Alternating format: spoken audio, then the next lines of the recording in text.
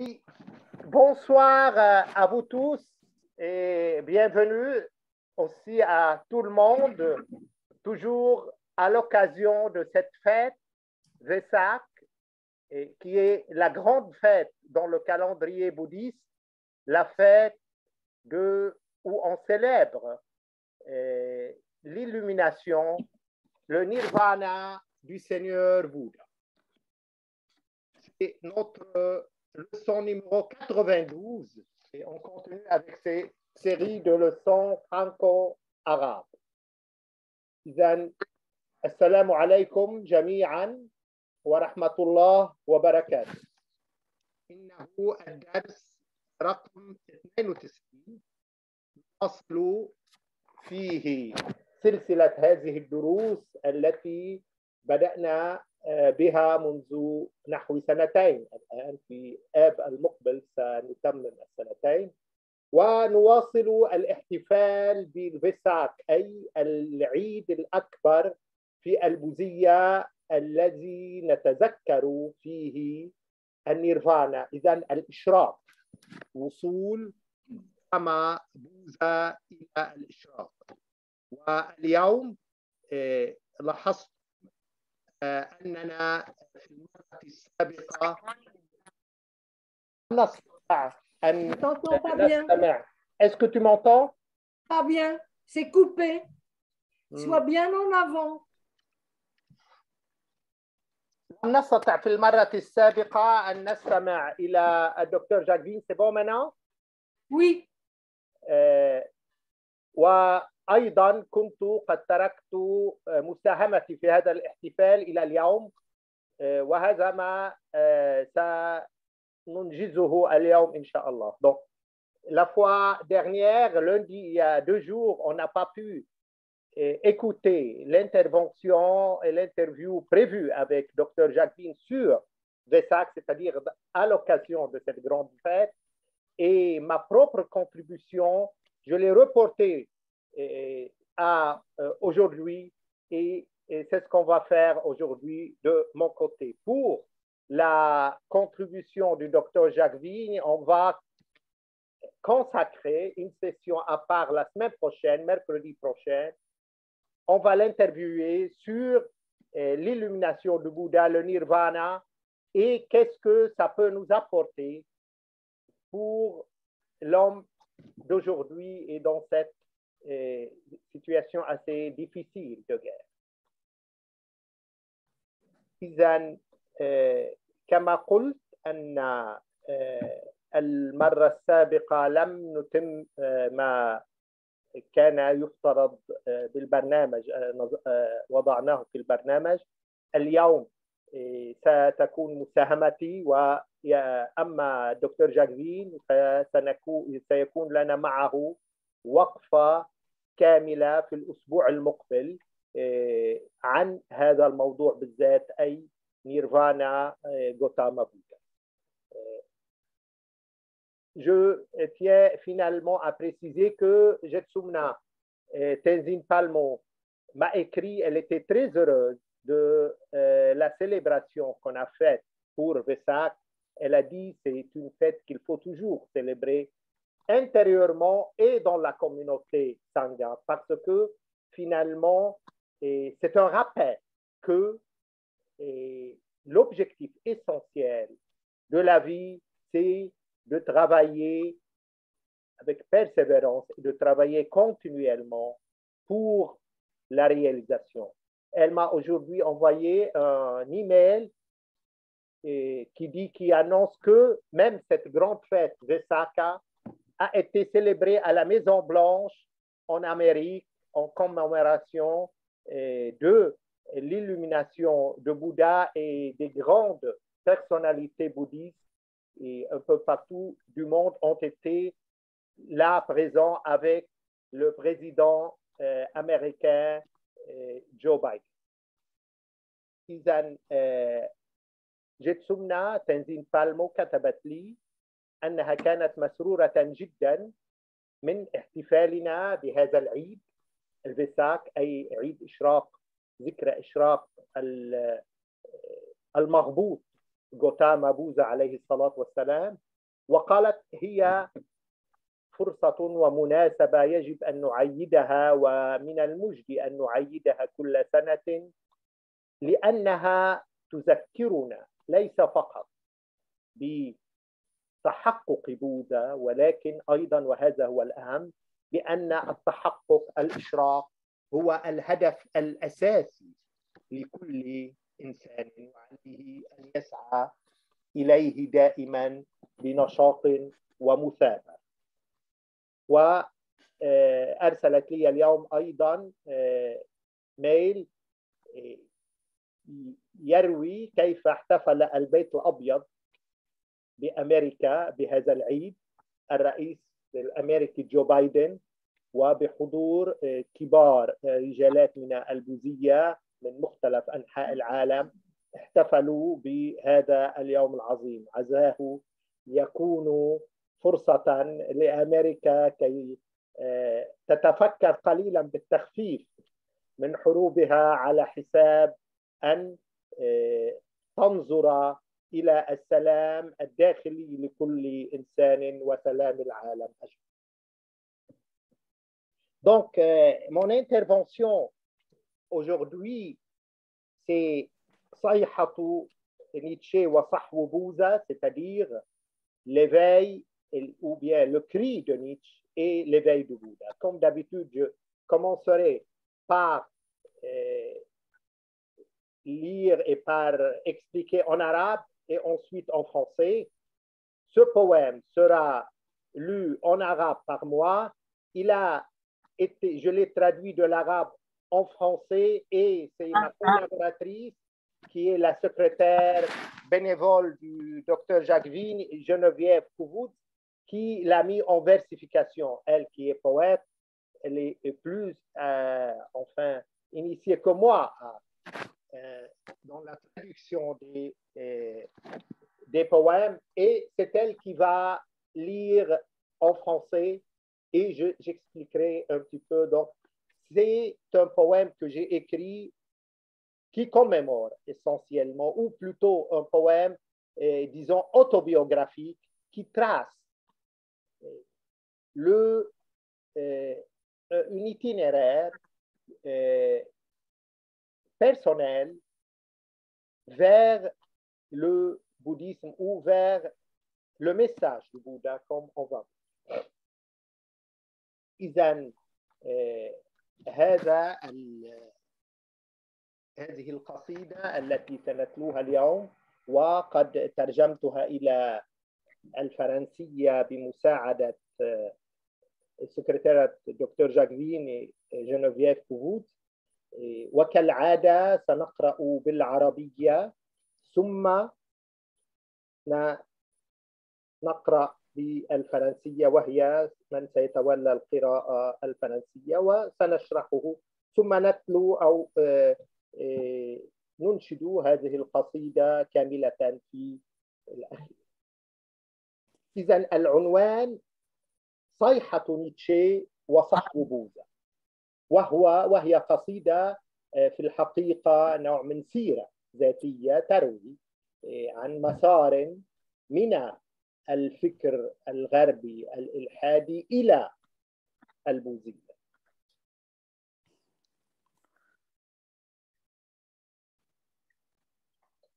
إذن أولا صيحة نيتشه. مات الله فعليه رحمة الله، مات الله فالشكر لله والحمد لله. من أمد بعيد اخترعناه، ثم خلقنا فعبدناه، على صورتنا أبدعناه، مخيفا مرعبا فخشيناه. بالنار يحرق عقابه شديد، سكناه السماوات يا للبعيد. إذن نيتشه مأخوذ هنا كممثل للفكر الغربي، وخاصة الفكر ما بعد الإلحاد.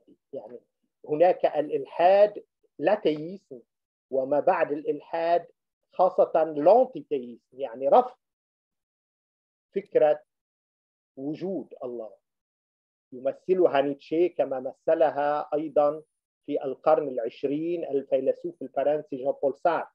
جان بول سارتر في مسرحيته لموش الذباب يبتكر شخصية أخرى لأورست، أورست المشهور خاصة في مسرحية أندروماك لراسين كضعيف وتتحكم به أهواؤه. وهنا يبتكر جان بول سارتر شخصية أخرى لأورست الثائر الذي يرفض الله، جوبيتر، ويقول له أنت خلقتني لكنني أرفضك وأرفض هذا الخلق، ولم تخلقني كي تستعبدني. إذن ومن هذا الجو تأتي هذه القصيدة على صورتنا أبدعنا. هنا الفكرة مأخوذة أساسا من فولتير وفلاسفة فرنسيين أخر قالوا إذا كان الله قد خلق الإنسان على صورته ومثاله فهذا الأخير قد رد له الجميل وخلقه على صورته. يعني من خلق الآخر على صورته ومثاله؟ بالطبع الآية البيبلية التوراة سفر التكوين تقول أن الإنسان الله هو من خلق الإنسان على صورته ومثاله. أما الفلاسفة أصحاب الفكر الحر فيقولون العكس، أن الإنسان هو الذي خلق إلها وامتدادا لفكره ولنزواته ولرغباته، خلقه يعني خلق الله على صورته ومثاله. الإنسان هو من فعل ذلك. بالنار يحرق عقابه شديد سكناه السماوات يا البعيد. هذا الإله البعيد عن الإنسان في السماوات الذي أيضا ينتظر الإنسان على كل عسرة كي يحاسبه ويعاقبه بالنار. Voilà. Donc, le cri de Nietzsche, tu lis s'il te plaît, Geneviève. D'accord. Alors, l'éveil de Bouddha, hein. Le cri de Nietzsche. Dieu est mort. Que la miséricorde de Dieu soit sur lui. Dieu est mort. Grâce à Dieu, nous disons Dieu merci. Il y a bien longtemps, nous l'avons inventé. Puis, il nous a créés. Nous l'avons adoré. C'est donc à notre image que nous l'avons pensé, terrifiant, effrayant.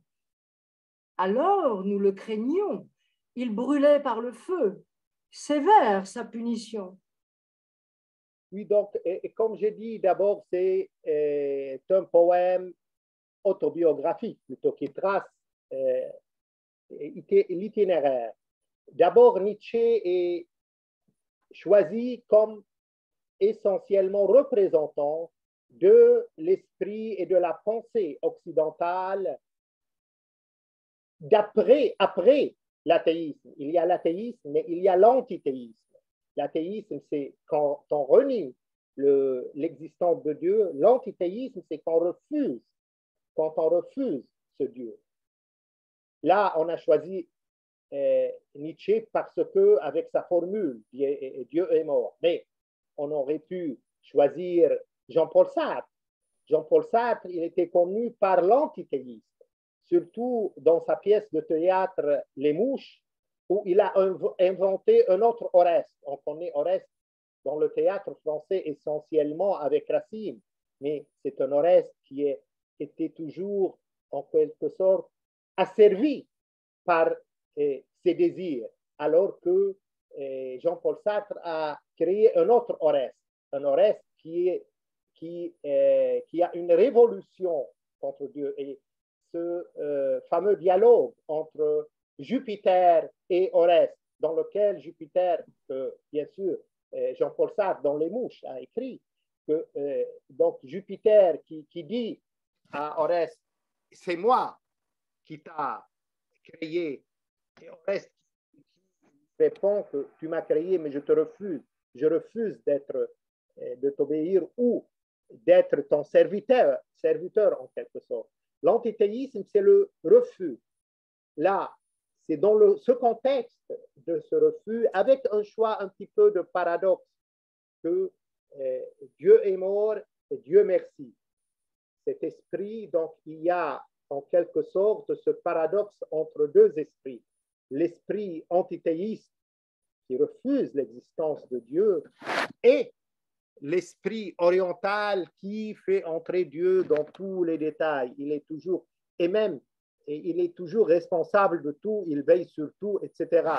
Et même, il y a un terme en arabe, Inch'Allah, que Dieu veut, si Dieu le veut, qui est maintenant fait partie de la langue française, tellement il est utilisé par l'arabe. Si tu lui dis, tu viens dans une heure, Inch'Allah, si Dieu le veut. Donc, il y a toujours, on fait en quelque sorte entrer Dieu dans même les petits détails de notre vie. C'est Dieu qui gouverne en quelque sorte le qadar, le destin humain, et qui contrôle ce destin humain dans les plus petits détails. C'est pour cela que j'ai utilisé Matallahu fa'alayhi rahmatullah, Matallahu fa'shukru lillah. Donc, Dieu est mort, Dieu merci. Dieu est mort par la miséricorde de Dieu, vu que dans les plus petits détails, il y a cette présence toujours continuelle et assez lourde de la divinité. C'est un koan, ou dans le terme koan, dans le terme du zen, ou dans le terme de soufisme, c'est un shatah, c'est-à-dire un paradoxe. إذن كنت أتحدث عن الشطح، إنه مات الله فالشكر لله، كيف والحمد لله. إنه هذه المفارقة الشطحية بين الله الذي مات بالفكر الغربي. إذن هذه المواجهة بين الفكرين، الفكر الغربي مع الله الذي مات ورفض الله الأنتيتيست والفكر الشرقي الذي يدخل الله في كل كبيرة وصغيرة. الحمد لله إن شاء الله، يعني دائما في كل تفصيل من تفاصيل حياتنا هذا الخضوع الدائم، وأكثر من الخضوع الخوف الرعب من الفكرة الإلهية. ننتظر أن تكون طاعتنا كاملة ولا نفعل شيئا إلا برغبة من الله وبإرادة منه. إذن مواجهة بين فكرين، فكر رفض الألوهة وفكر إدخال الألوهة في كل كبيرة وصغيرة من أفعال الإنسان ومن حياته. نواصل ذواتنا فيه عبدنا، بنينا لها صروح وجعلناه بارئا للنفس مهلكا للروح. باسمه حللنا وحرمنا المتناقضات فئات، استعبدنا المرأة، قتلنا الإنسان، خنقنا الأطفال، أكلنا الحيوان، سجنا الفكرة، أسرنا الروح، قمعنا الغليان. إذن كم من الأشياء التي نحرمها ونحللها في الحياة، وهذا الفكر الديني المصبوغ بفكرة الألوهة والذي ينسب كل شيء لهذا الإله. عبدنا ذاتنا، بنينا لها صروح، جعلناه بارئا للنفس مهلك، هو خالق النفس وهو مهلكها، بيهلك الروح في جهنم، بنار جهنم. هذه العملة التي دائما يستخدمها الفكر الديني، الترغيب والترهيب. افعل هذا فأنت، وبعضهم يقولون أنها شك من دون رصيد، يعطيك شكا تصرفه في الحياة الأخرى. افعل هذا وأنت تساب في ذاك. هذا الفكر بالترغيب، وإن لم تفعل فأنت تعاقب بالنار. إذن فكر الترغيب والترهيب والتخويف أساسا الذي أحسنت ولا تزال الأديان تستخدمه وتحسن استخدامه لتطوير الفكر البشري. باسمه حللنا وحرمنا المتناقضات. نجد في هذا الفكر الديني ما يحلل ويحرم في الآن، ودائما بفتاوى مختلفة كي نبرر هذه المتناقضات. استعبدنا المرأة. هذا الفكر الديني في كل الأديان، حتى في البوذية دائما استخدم الفكر الديني لاستعباد المرأة ولأولوية وسلطة الرجل على المرأة باسم الله وباسم الدين. وهذا جزء أيضا بالطبع من هذه الذهنية الذكورية إن في عالمنا الشرقي أو في العالم الغربي. ولكن الغرب بدأ، كي لا نقول خرج منه كليا، ولكنه خرج إلى حتى بجزء كبير، وما يعني مارس مجهودا كبيرا للخروج منها. وأما نحن فلا نزال نستعبد المرأة في مشرقنا في هذا العالم الشرقي، نستعبدها باسم الدين.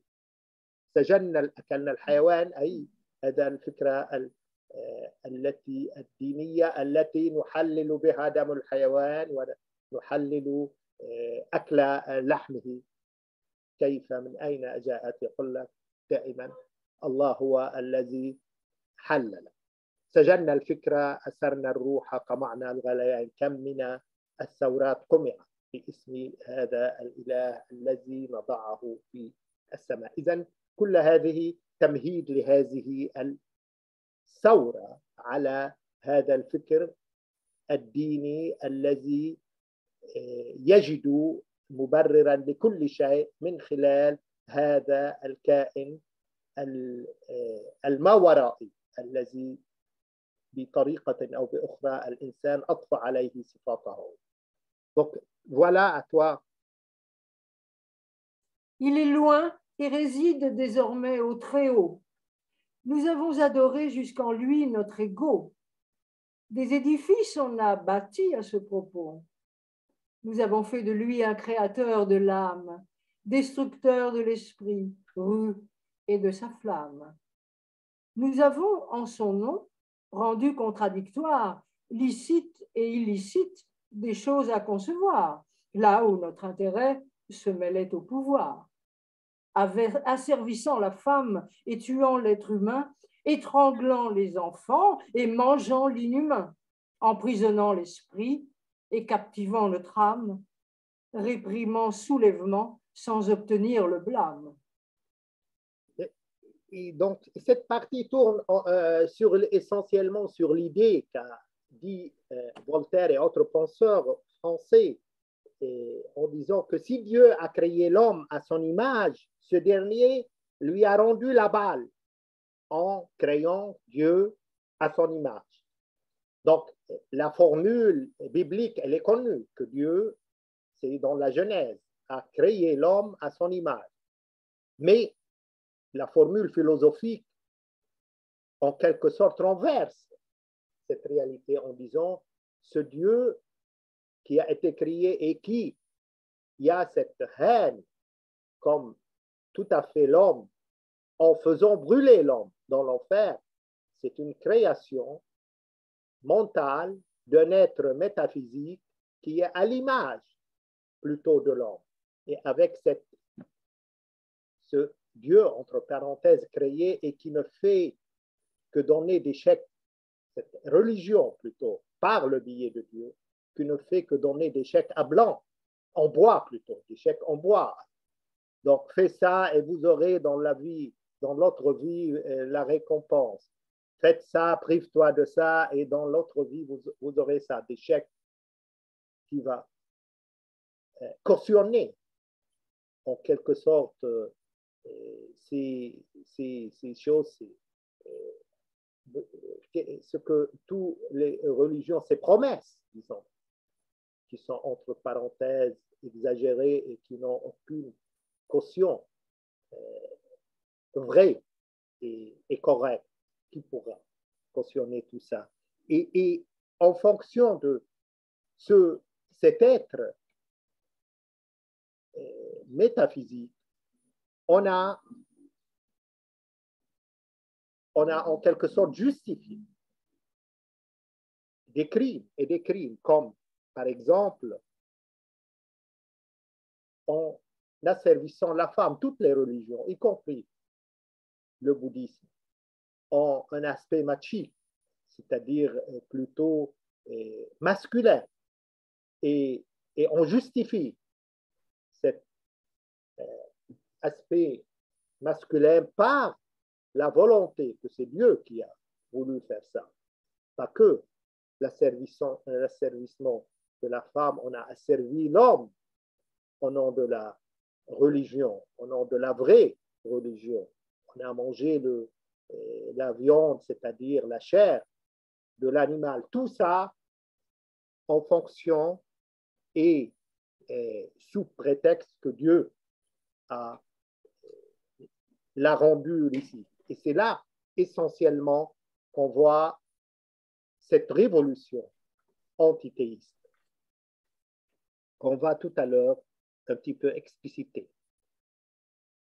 مات الله أخرج من كهوفكم حطموا القيود زمن الاستعباد ولى لن يعود مات الله تعالوا نشيع الجنازة نطلق الفكرة نمنح الرعب إجازة. إذن هذا الإله المرعب الذي قدر له أو الذي أريد له أن يكون مثيرا للفزع والوجع الإنساني ولكل ما هو عقاب يحكى عنه للإنسان. إذن نحن استعرنا في هذه القصيدة صيحة نيتشه، وهناك إذا لعبة كلامية، صيحة وصح، صحة وصاحة، هذا بسموه الإبدال في اللغة العربية.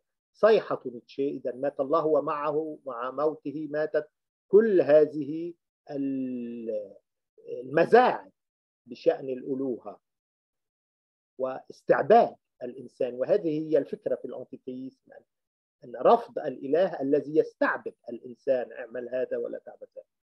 مات الله اخرجوا من كهوفكم حطموا القيود مات الله تعالوا نشيع الجنازة. ننتهي من هذه الفكرة التي استعبدت الإنسان لألوف السنوات.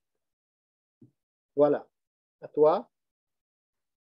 Dieu est mort.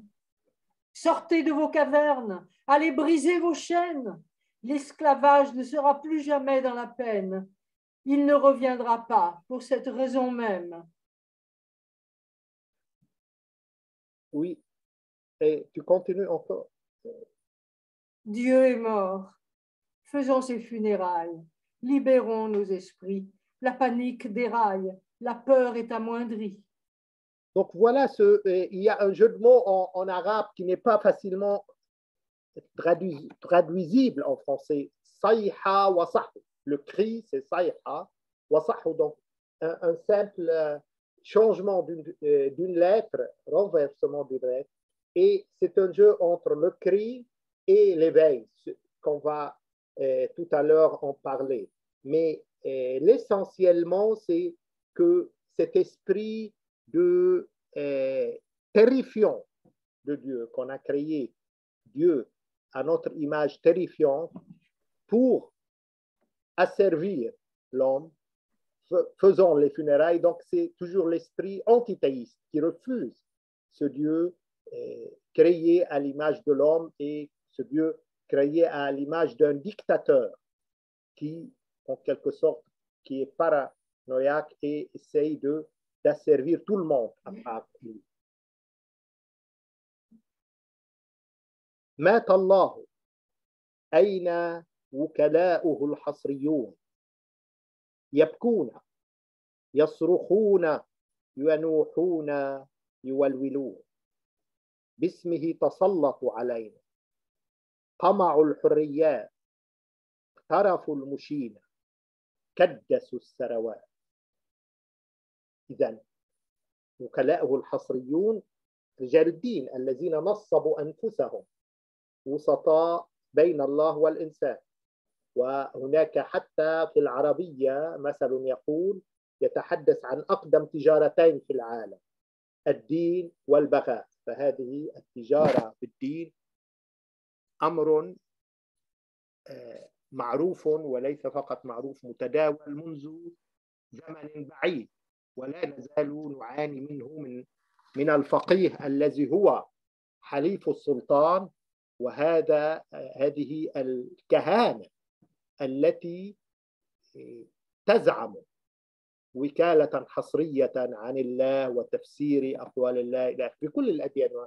لا أتحدث عن دين معين، ولكن هذه الكهنة بوكالتها الحصرية تتاجر بالله، وهذا ما نسميه تجار الهيكل. لا ننتهي ولم ننتهي منهم ولا نزال نعاني منهم الأمرين. Dieu est mort, mais où sont donc passés ces agents exclusifs qui crient et pleurent alors leur pouvoir abusif et qui se voient privés des biens accumulés? C'est en son nom toujours qu'ils nous ont dominés. Liberté supprimée, scandale perpétré, un commerce affûté. Trop tard pour regretter.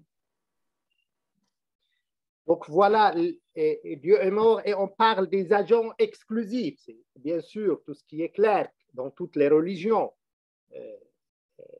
Tout compris, ce n'est pas uniquement dans une religion spéciale, mais dans toutes les religions, ce clergé qui a toujours, en quelque sorte, il a prétendu être un agent exclusif. C'est lui qui explique le texte, c'est lui qui est le moyen et l'intersection entre Dieu et l'homme. Et à partir de là, combien il a fait des bénéfices, il a fait toute une vie, des trésors, il a fait des fortunes. Et en arabe, il y a un proverbe qui dit et qui parle des deux plus anciens commerces, les deux commerces les plus anciens dans le monde, la religion et la prostitution. Et depuis la nuit des temps, il y a toujours ce commerce, que ce soit de la prostitution ou bien de la religion. Et combien des gens qui ont fait fortune à partir de là. Donc, tout ça, pour en sortir, il faut en quelque sorte une certaine révolution antithéiste. Pas uniquement renverser ces gens du clergé, mais l'idée en elle-même de Dieu et de l'intercession d'un homme qui intercède entre Dieu et l'homme, elle-même, c'est une idée asservissante qui asservit l'homme. اليوم حول رفاته يتجمعون يكتمون نبأ وفاته يخفون السر يكذبون آذنت شمسهم للمغيب فبكل شعاع يتشبثون وولى زمانهم المعيب فعاجلا أم آجلا يرحلون ما ذاك بالأمر العجيب إنك ميت وإنهم ميتون. إذن هذه الفكرة تستمر. هل يمكن بالفعل أن نقلب الطاولة على تجار الهيكل؟ يصعب هذا.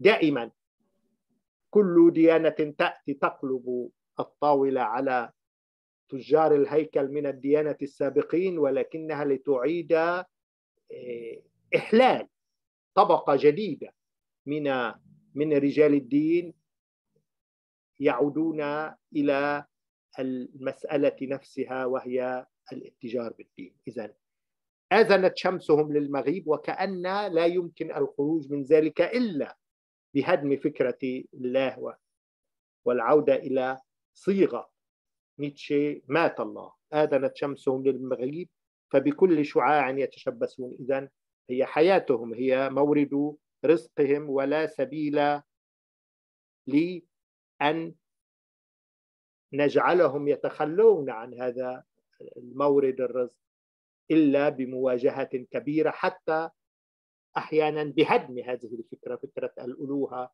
والوساطة بين الله والإنسان. Oui, à toi. Autour de sa dépouille aujourd'hui rassemblée, la nouvelle de sa mort est désormais cachée. Et cacher ce secret est la preuve qu'il monte. Leur soleil doucement commence à se coucher. S'accrocher à chacun de ses rayons les tente. L'époque de la honte est terminée pour eux. Tôt ou tard, ils s'en vont, sans regard derrière eux. Non, la chose ne m'est pas si étrange. Il faut dire que toi, tu es mortel. Eux aussi. Et c'est pire. Donc l'idée là, avant de passer à l'éveil de Bouddha, comment peut-on s'en sortir de l'auberge? Finalement, chaque religion qui vient, elle détruit en quelque sorte la caste ou bien la catégorie du clergé de celle de la religion qui est avant elle, mais pour instituer une nouvelle classe d'hommes religieux et qu'on reprenne le même tralala avec ce commerce qui ne finit pas. Donc, comment s'en sortir de cette servitude auquel l'homme a subi, sinon par, en quelque sorte, détruire. Et ça, c'est l'idée, j'ai pris Nietzsche comme un nouveau, disons, Shiva. On sait que dans la Trimurti, la Trinité indienne, Shiva, c'est le destructeur. Il faut détruire pour bâtir, pour construire de nouveau. Et donc, détruire l'idée du Dieu même, probablement parce que c'est une idée qui ne fait que générer toujours une classe d'hommes religieux qui vont bénéficier et qui vont faire leur vie et leur trésor et leur fortune à partir de cette idée de Dieu et l'intercession entre Dieu et l'homme. Voilà l'idée, en gros, de cette, disons, révolution antithéiste que j'ai choisie dans ce poème Nietzsche pour la présenter. J'aurais pu choisir aussi Jean-Paul Sartre, qui était encore aussi clair, comme j'ai expliqué dans sa pièce de théâtre Les Mouches. Bref, donc, comme si il n'y a pas, on ne peut sortir de l'auberge qu'en sortant, en quelque sorte, de cette idée de la religion et de cette idée de Dieu avec son enfer et son paradis. Mais là, pour venir, comme j'ai dit autrefois, que je viens de dire plutôt, que c'est un poème plutôt autobiographique. Donc, est-ce qu'il y a une issue et c'est quoi? Que dit Bouddha à ce propos? Et là, c'est l'essentiel, en quelque sorte, du message de ce poème qu'on va, la deuxième et dernière partie, lire. إذن بعد صيحة نيتشه هناك صحو بوذا. إذن الصيحة هي مات الله. صحو بوذا: مات الله يا نفس لا تسألي إذا وكيف مات، فكفاك يا نفس جريا وراء الغيبيات معراجك وإن طال الزمان لا بد آت. معراج التحقق طريق من الذات إلى الذات. إذن المساهمة الأساسية لبوذا أنه أخرجنا من هذا البحث الدائم واللامجدي برأيه عن عقيدة ما ورائية. أين هو الله؟ هل هو هناك خالق؟ هل العالم قديم؟ هذا ما سنراه. وهو بما يسمى صمت بوذا، رفض أن يجيب على كل هذه الأسئلة. وهو يقول هنا استشهد بغوتاما بوذا، ولا سيما من خلال كتاب تيش نات هان عن حياته، والذي جمع فيه أقوال بوذا استنادا إلى الكتابات القديمة. ومما يقوله بوذا هنا في هذا الصدد، صدد الأمور الغيبية والأمور الماورائية: إنني لا أجيب إلا عن الأسئلة المتعلقة مباشرة بالممارسة، وتساهم بتطهير النفس والجسد في سبيل بلوغ الانتصار على كل الآلام وكل قلق ومعاناة. إذن الأساس، عوض أن يشغل المرء نفسه بأسئلة ميتافيزيقية ما ورائية لن يجد جوابا عنها شافيا، ويمكن أن يمضي كل حياته بحثا عن جواب، في الوقت الذي تزداد فيه معاناته، تزداد فيه تعاسته. وغوتاما بوذا يضرب مثلا على ذلك، يقول: إذا أصابك سهم في معركة فأنت لن تقول إذا أتوك بطبيب ليعالجك من هو هذا الطبيب، وقولوا لي أين تعلم وما هي شهادته وأرني شهادته، هل بالفعل هذا طبيب يوثق به. كل هذا ما يفعله الإنسان من خلال ما تساؤلاته اللامجدية. الأساس: دع هذا الطبيب يداويك، دعه ينتزع هذا السهم من جسمك. بعدها يمكن أن تفكر بأن تسأل عن مدى موثوقية هذا الطبيب. ما يفعله الإنسان هو أنه يضيع وقته، حتى أنه ينتحر بطريقة أو بأخرى في هذا التضييع اللامجدي للوقت بأسئلة عن الطبيب، أي عن الله، وما هو وشكله، وهل له ابن أم لا، هل أرسل رسولا أم لا. كل هذه الأسئلة الماورائية برأي بوذا تلهي المرء عن يعني عن مصيره الأساسي وعن التعاسة التي يعيش فيها. عوض أن يخلص نفسه من هذه التعاسة وهذا الشقاء وهذه المعاناة، يضيع في هذه التساؤلات التي لن يجد عنها جواب. Donc, l'éveil de Bouddha, s'il te plaît. Dieu est-il mort? Ô âme, ne demande pas le pourquoi du mourir. Ô âme, dans l'invisible, cesse donc de courir. D'efforts et de patience, l'ascension doit venir. La réalisation, chemin de soi à soi. Qu'importe si du néant on est venu à toi. Oui, ça, on va en deuxième partie. On a en deux parties pour pouvoir un petit peu expliciter l'idée du Seigneur Bouddha. Donc, quelle est la petite différence de Bouddha qui fait toute la différence? C'est que lui, il insiste à ce qu'on appelle le silence de Bouddha. Il a refusé, et là je lis déjà dans le livre de Thich Nhat Hanh qui trace l'idée sur les traces de Bouddha, de Siddhartha, et c'est un texte qui est pris des sources essentielles du bouddhisme. Pourquoi et comment le Bouddha a refusé de répondre à des questions métaphysiques. Et là, c'est là l'essentiel, en quelque sorte, et l'essence du message bouddhiste.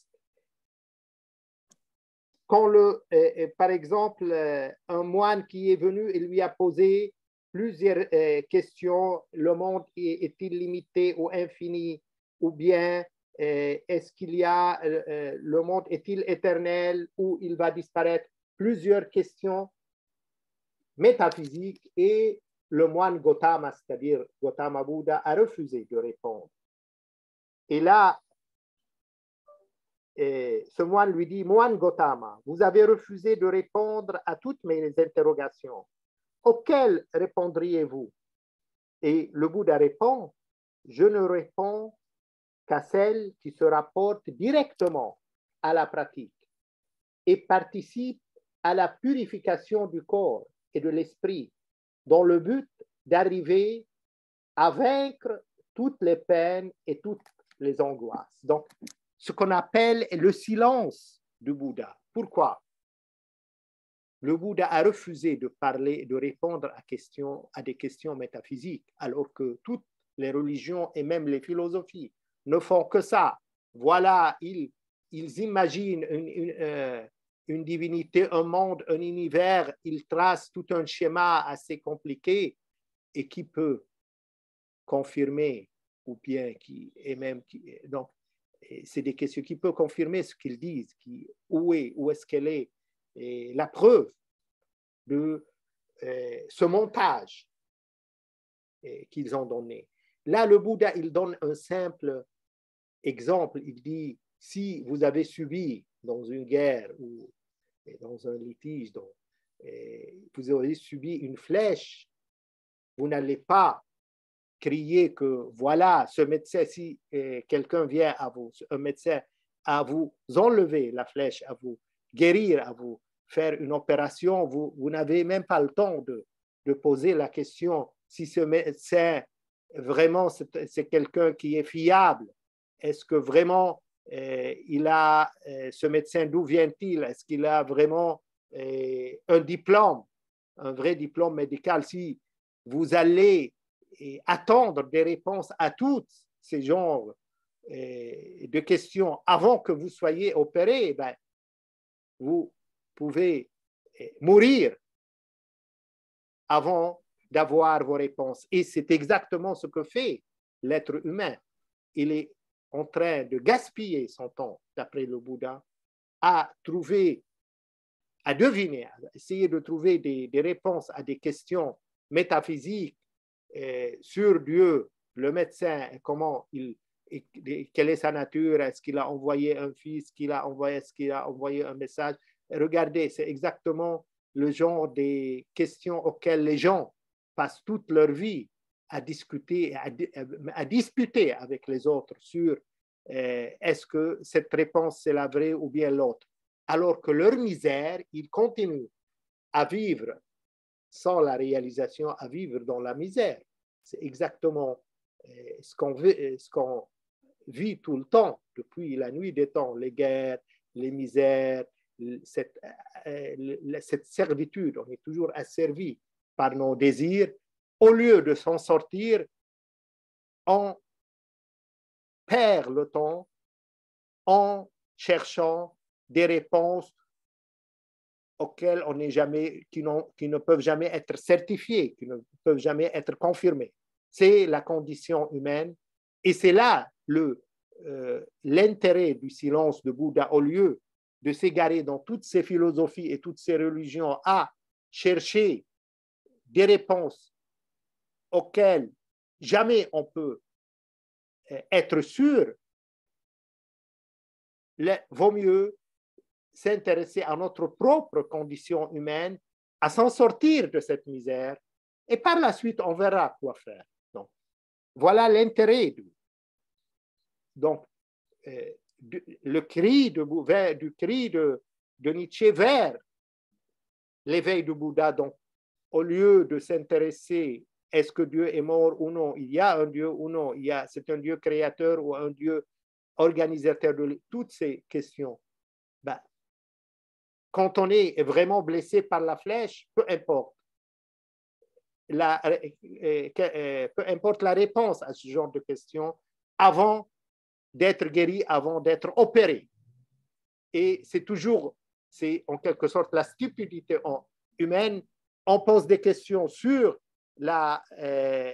l'identité du médecin et d'où vient-il, etc., avant de le laisser nous traiter et nous opérer pour sortir de notre grand problème et de notre grande misère.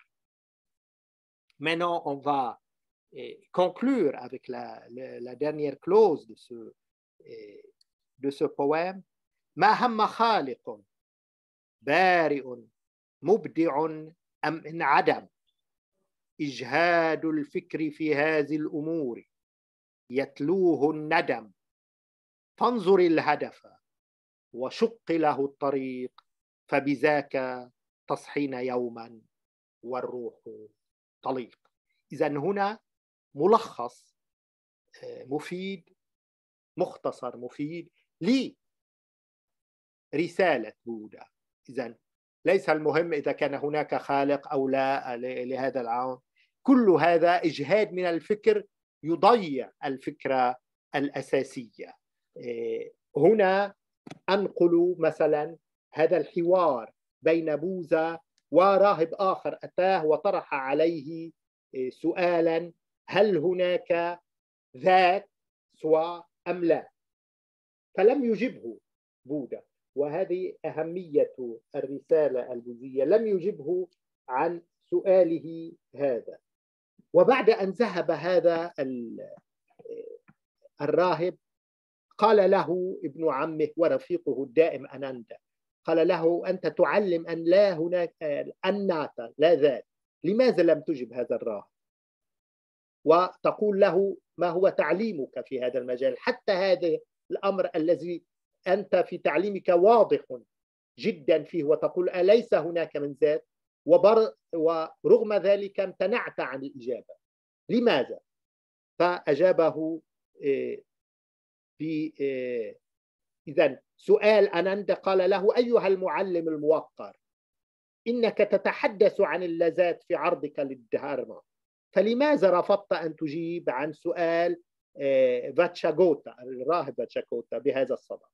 فقال بوذا، وهنا مختصر لتعليم بوذا في الماورائيات، قال: أناندا، ويتوجه إلى ابن عمه وتلميذه المقرب: أناندا، التعليم بشأن فراغ الذات هدفه توجيه تأملنا لا أن يستحيل إلى عقيدة. إذن هنا الفارق بين البوذية والديانات مثلا الإبراهيمية التي تؤسس والتي أساسها ومفتاحها الأساسي عقيدة معينة، بينما في البوذية هو التجربة، الاختبار.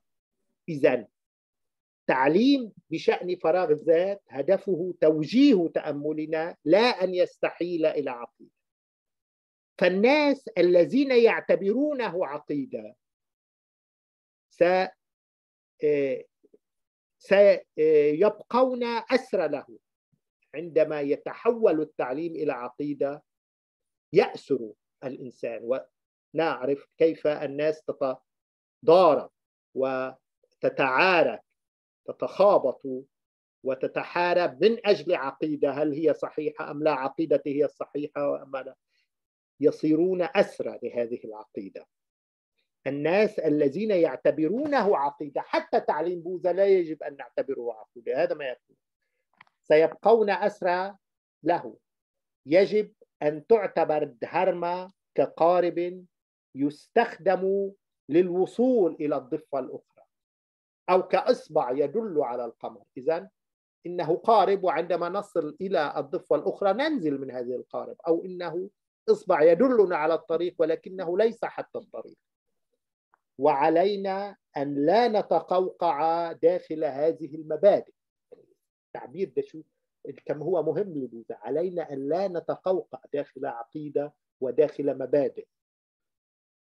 هذا الناسك أراد أن أعطيه عقيدة، فإذا قلت له إن الذات موجود أكون قد ناقضت تعليم، وإذا قلت له إن الذات لا وجود لها وتشبث بهذا الجواب كعقيدة فذلك لن يجديه أي نفع.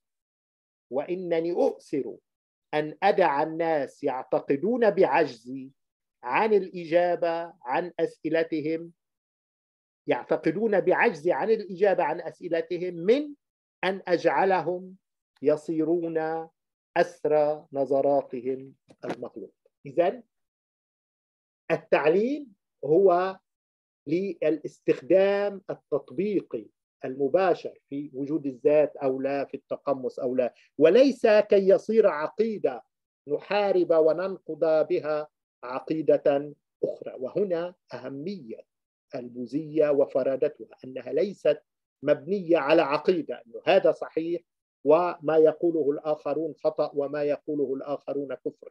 لا، لم يرغب ولم يرد أن يكون تعليمه عقيدة، لأن العقيدة تأسر الإنسان، في حين أن التطبيق هو الذي يحرره. المهم أن نصل إلى التحقق، وليس أن نعتقد ونؤمن أن ما قاله بوذا حقيقة. ما الفائدة من أن نقول أن ما قاله بوذا حقيقة وهو الحقيقة الأساسية والماورائية إن كنا لا نطبق هذه الحقيقة؟ الأساس هو التطبيق، وهنا يكمن جوهر وفرادة رسالة. Donc, à toi de nous lire ma dernière clause. La réalisation, chemin de soi à soi. Qu'importe si du néant on est venu à toi. L'épuisement de pensée sur ces questions sera suivi de lourds regrets pour retrouver la joie. Il faut viser la cible et recouvrer la voie. Et puis un jour viendra où tu t'éveilleras. Ton âme libérée alors, tu retrouveras. Oui, donc l'essentiel du message du Seigneur Bouddha, c'est d'aller au-delà du dogme. Le dogme n'a pas d'intérêt, selon lui. C'est la pratique, c'est l'expérience qui compte. Et même son enseignement lui-même, il n'a pas voulu qu'il soit un dogme. Et là, et pour un petit peu expliquer et nuancer et comprendre cet aspect assez important et spécifique et exceptionnel du message bouddhiste, je vais lire dans l'enseignement du Bouddha aussi une autre histoire. Quand un moine est venu et il lui a posé la question au Seigneur Bouddha, est-ce qu'il y a un soi ou non? Je lis, moine Gautama, pourriez-vous me dire s'il existe ou non un soi? Le Bouddha resta assis, sans mot dire. Après plusieurs requêtes, sans réponse, Vacchagotta, le moine, se leva et partit. Et là, Ananda, qui est donc le cousin de Bouddha et son proche disciple, interrogea l'éveillé. Vénéré maître, vous traitez du non-soi dans vos exposés sur le Dharma. Pourquoi avez-vous refusé de répondre à Vacchagotta à ce propos? Donc, voilà, il lui pose une question sur le soi que le Bouddha en a parlé plusieurs fois. Et malgré ça, le Bouddha n'a pas répondu. Pourquoi il n'a pas répondu? C'est ça la question que lui pose Ananda. Et là, le Bouddha répond et dit, Ananda, l'enseignement sur la vacuité du soi est destiné à guider notre méditation et non à devenir une doctrine. Voilà la différence entre le Bouddha et les autres enseignants religieux. Ce n'est pas une doctrine qu'il enseigne. Même cette vérité essentielle pour lui, il ne veut pas que ça soit une doctrine. Et voilà, les gens continuent à discuter. Oui, il avait raison, Bouddha, ou non, il n'a pas raison. Quel intérêt de dire que cette doctrine est vraie ou elle ne l'est pas si on ne la pratique pas? L'essentiel, c'est de la pratiquer, de l'expérimenter, de la mettre en exergue. Je continue les paroles de Bouddha. Les gens, donc, et n'ont pas à devenir une doctrine. Il parle de son enseignement. Les gens considérant comme tel, le considérant comme tel, en demeureront prisonniers. Donc, du moment qu'il y a une doctrine, ben, les gens sont prisonniers de cette doctrine. Elle est vraie ou elle est fausse. Le dharma doit être pris comme un radeau utilisé pour rejoindre l'autre rive ou comme un doigt désignant la lune. Nous ne devons pas nous croqueviller sur les principes. Donc, ce n'est pas avoir une doctrine, un dogme et dire que voilà, c'est ça le vrai et j'ai la vérité. Quel intérêt si on ne pratique pas? L'ascète Vacchagotta voulait que je lui fournisse une doctrine. Si je lui dis qu'il existe un soi, cela contredira mon enseignement. Si je lui affirme qu'il n'y a pas de soi et qu'il s'accroche à cette réponse comme à un dogme, il n'en tirera aucun bénéfice. Il vaut mieux rester silencieux que d'assouvir de telles demandes. Je préfère laisser les gens croire à mon incapacité à leur répondre plutôt que de les laisser devenir otages. Quelle belle expression. Otages de leur vue erronée. Donc, voilà l'intérêt. Et à l'occasion de Vesak, j'ai choisi ce poème et aussi ces petites lectures, ces courtes lectures de l'enseignement de Bouddha pour souligner l'importance et aussi la caractéristique exceptionnelle. Qu'est-ce qui diffère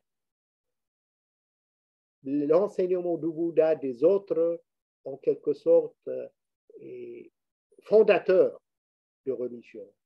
C'est que le Bouddha a donné un enseignement pratique. Et il n'a pas du tout, même si ceux qui sont venus après lui ont essayé d'élaborer une doctrine, ce n'est pas lui qui a voulu faire une doctrine.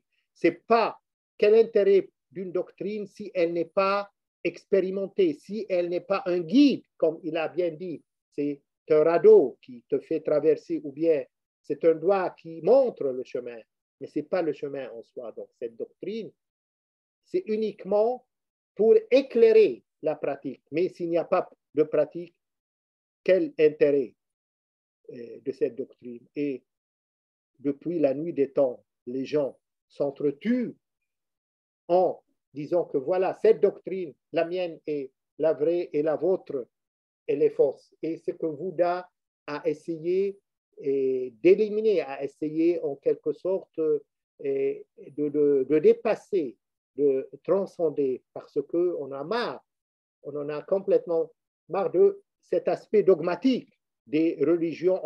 On est en train de s'entretuer pour les dogmes, pour les doctrines, et pour quel intérêt? Et on oublie, comme on a dit, de pratiquer exactement. On revient à cet exemple que donnait le Bouddha. Cet homme, ce guerrier qui a subi la flèche, et au lieu de se laisser opérer pour guérir, il passe tout le temps à poser les questions. Est-ce que ce médecin est bon? Quel est son certificat? D'où vient-il? Etc. Si on va lui raconter et on va lui répondre à toutes ces questions, il pourrait mourir avant de guérir. Et c'est exactement ce que fait par sa stupidité l'homme.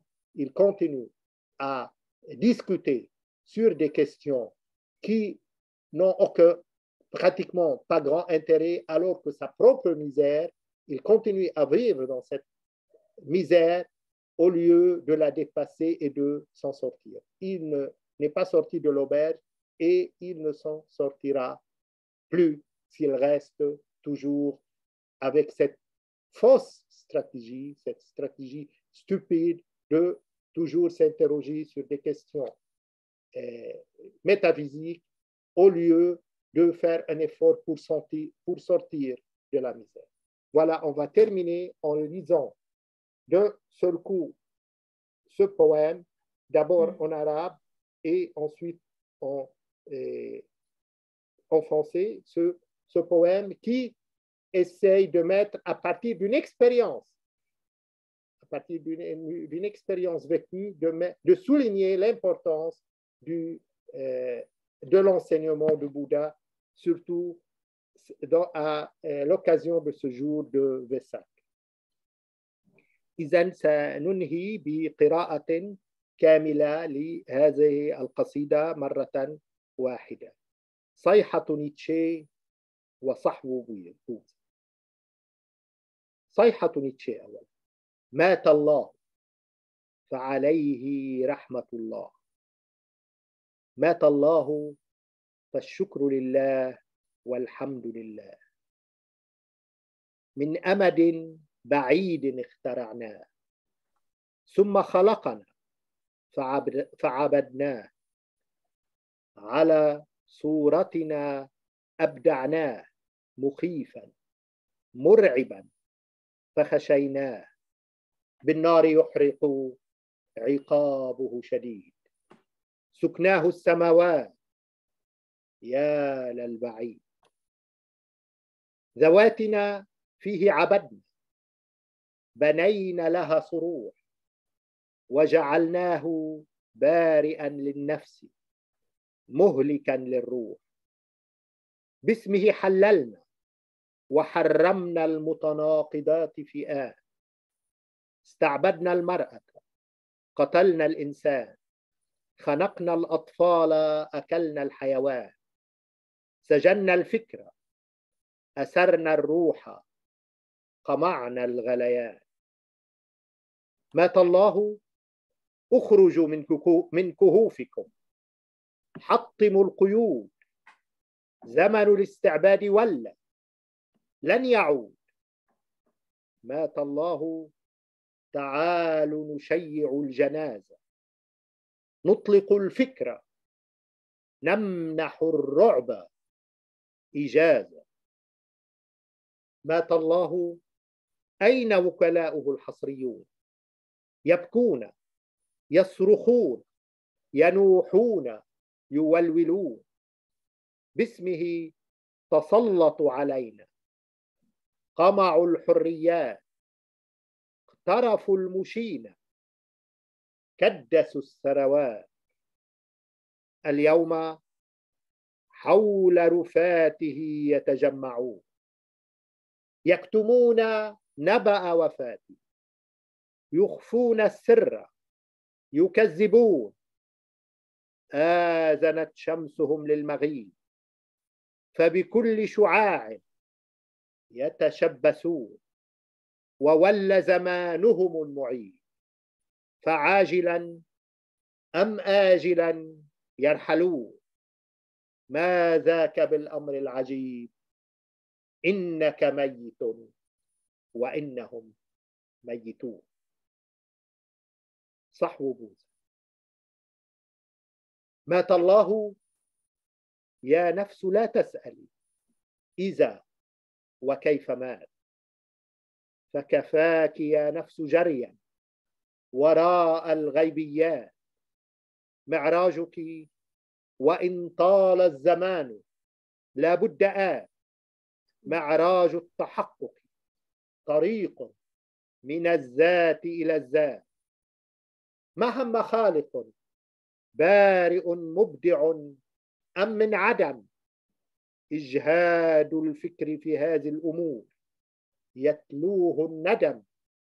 فانظر الهدف وشق له الطريق، فبذاك تصحين يوما والروح طليق. إنها قصيدة كتبت في دلهي في 18 شباط عام 2000. À toi de nous lire la traduction que tu as fait, la versification en français, pour terminer ce. Le cri de Nietzsche: Dieu est mort, que la miséricorde de Dieu soit sur lui. Dieu est mort, grâce à Dieu, nous disons Dieu merci. Il y a bien longtemps, nous l'avons inventé, puis il nous a créés, nous l'avons adoré. C'est donc à notre image que nous l'avons pensé, terrifiant, effrayant. Alors nous le craignions, il brûlait par le feu, sévère sa punition. Il est loin et réside désormais au Très-Haut. Nous avons adoré jusqu'en lui notre ego. Des édifices on a bâti à ce propos. Nous avons fait de lui un créateur de l'âme, destructeur de l'esprit, rude et de sa flamme. Nous avons en son nom rendu contradictoire, licite et illicite des choses à concevoir, là où notre intérêt se mêlait au pouvoir, asservissant la femme et tuant l'être humain, étranglant les enfants et mangeant l'inhumain, emprisonnant l'esprit et captivant notre âme, réprimant soulèvement sans obtenir le blâme. Dieu est mort, sortez de vos cavernes, allez briser vos chaînes, l'esclavage ne sera plus jamais dans la peine, il ne reviendra pas pour cette raison même.